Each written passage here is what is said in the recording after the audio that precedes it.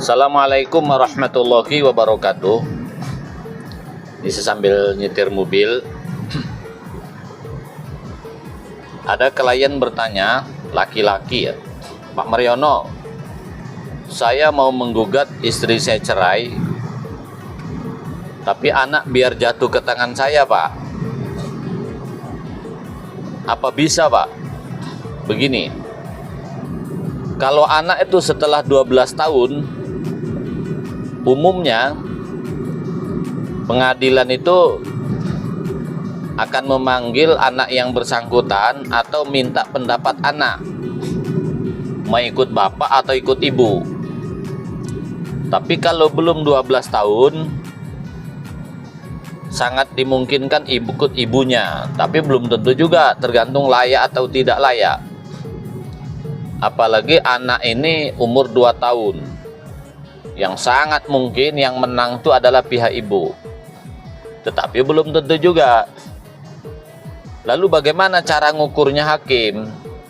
Hakim itu biasanya akan melihat siapa yang layak menjadi pengasuh anak, ibunya atau bapaknya.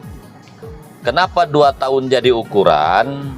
Karena ibu wajib menyusui anak sebelum tahun itu. Makanya kalau misalnya anak 2 bulan cerai, itu yang berpotensi menguasai anak adalah ibunya daripada bapaknya. Karena anak itu butuh air susu ibu.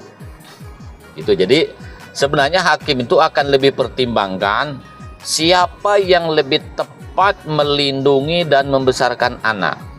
Tapi juga belum tentu. Kalau ibunya tidak layak, maka hak asuh anak bisa saja jatuh ke tangan bapak.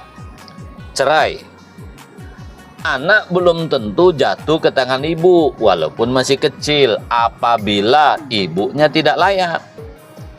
Tidak layak menurut pandangan hakim itu misalnya istri kita selingkuh, itu tidak layak menjadi ibu yang baik. Yang kedua, mungkin pihak wanita terjebak narkoba, ya tidak baik, suka mabuk-mabukan, pergi ke diskotik, tidak layaklah menjadi ibu yang baik. Atau ibunya meninggalkan suami berikut anaknya sekian tahun, anggaplah 8 bulan atau 1 tahun, tiba-tiba cerai, nak minta anak. Loh, selama ini kemana? Dia tidak ngurus anaknya kok, tiba-tiba ingin anak, berarti ibu tidak layak. Tapi tentu hakim punya pertimbangan. Jadi artinya anak ini ikut siapa tergantung pertimbangan hakim siapa yang layak. Bisa saja ikut ibunya kalau justru bapaknya tidak layak. Contoh, bapaknya pemabuk, preman, tak senang dengan anak, sering mukuli anak, ya, begitu juga sebaliknya. Nah, kalau kita ingin memenangkan di pengadilan hak asuh anak, pastikan perkuat dengan saksi, dengan bukti-bukti. Mana tahu pihak perempuan melakukan perlawanan. Misalnya kita mengatakan istri kita selingkuh, maka anak tak cocok ikut ibunya. Apa buktinya selingkuh? Istri kita tidak layak, tak peduli dengan anak. Apa buktinya?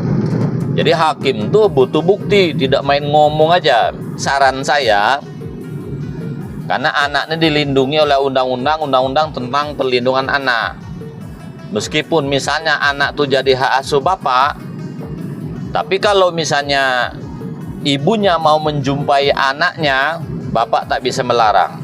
Begitu juga sebaliknya.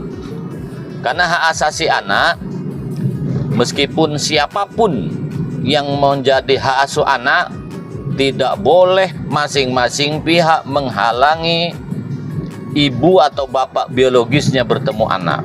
Maka saran saya, kalau bisa konflik perceraian itu tidak usah mempersoalkan anak ikut siapa ketok palu di pengadilan.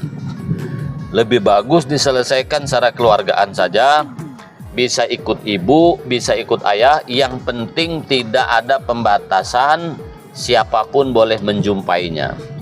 dan siapapun berkewajiban membesarkan anak secara bersama-sama. Oke ya, saya kira itu paham kan? Mudah-mudahan ada manfaatnya. Wassalamualaikum warahmatullahi wabarakatuh.